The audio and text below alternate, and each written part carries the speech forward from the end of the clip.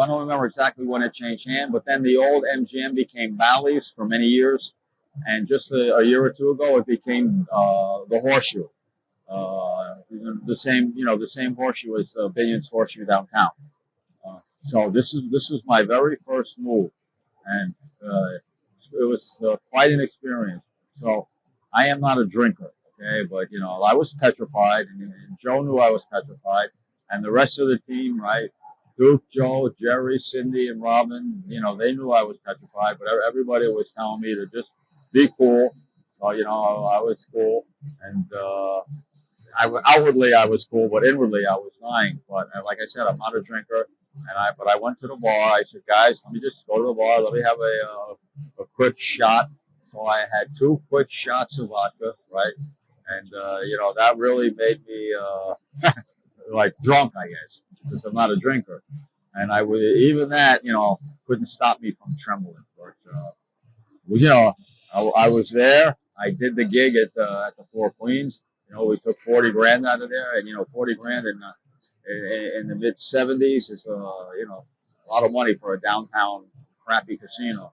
So I was already committed, and this was going to be my way out. I was going to make a lot of money now and go home. I didn't think this would last too much time. I was probably in my mind I was probably thinking, I try this, I do it a couple times, make some money, and then just get on with my life, right? So we go into the MGM, and Joe finds a craps table, and he says, "All right, kid, let's go." So just stand behind me. Now we had already gotten the $10,000 worth of $500 purple backup chips, right? That's a process that we went through to get it, but we already had the chips, and Joe had a bunch of red chips that he was using for his bets, his $15 bets, and he had 2 purple chips that he was going to use for the move. The 2 purples being the $500 chips, right? So, and he explained to me also that if craps, right, the idea is to do the move on the come out roll. When it's a winner 7 or 11.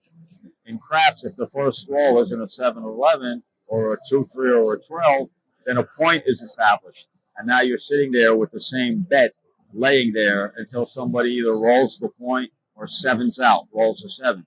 So he explained to me that we can only do the move if it's a winner on the come out roll, 7 or 11, right? And he said if it's not, and the point there's a point established, and that particular point lasts for 7 or 8 rolls of the dice, so be it.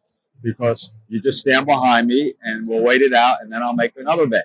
And I said, but Joe, wait a minute. You can't stand there, for 20 minutes, a half hour, betting $15 in a hand or roll, and then all of a sudden you're going to switch in the chips and I'm going to claim it. They're going to know something's up.